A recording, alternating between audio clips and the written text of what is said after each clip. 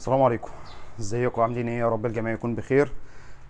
هنعمل حلقه النهارده من فوق السطح. الجو جميل وطلع اقعد فوق شويه، فقلنا نعمل حلقه من فوق.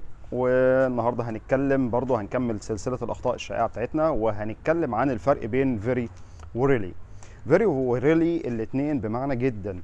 طيب هما بيستخدموا في ايه؟ بيستخدموا لتعزيز وتقويه المعنى. تمام. هنتكلم اول حاجه عن very. very بتستخدم مع حاجتين، مع الصفه ومع الظرف. طيب ادينا مثال.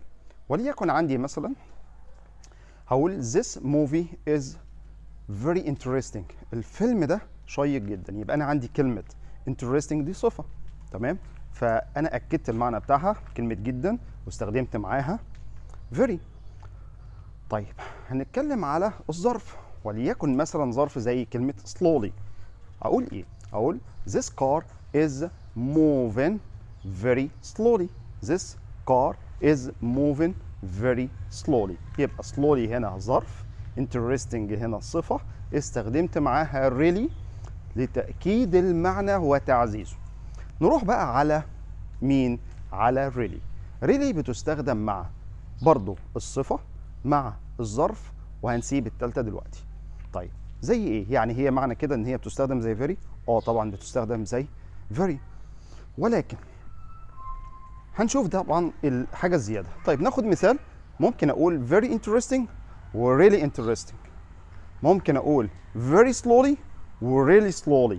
يبقى استخدمت مع الظرف واستخدمت مع الصفه. طيب استخدم ايه زياده بقى مع really؟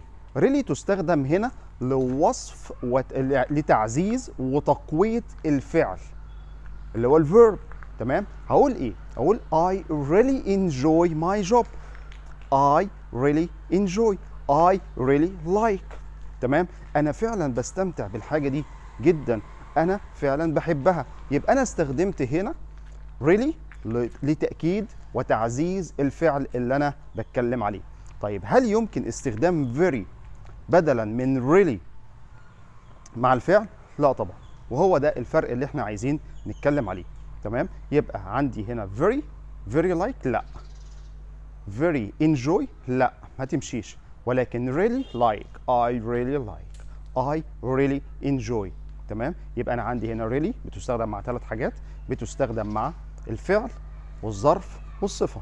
ولكن really بتستخدم very بتستخدم مع حاجتين اتنين، الحاجتين اللي هما الصفه والظرف. الصفه والظرف. تمام. اتمنى الفيديو يكون افاد الجميع، ولو معلومه جديده يا ريت ما تنساش تعمل لايك وتشير الفيديو.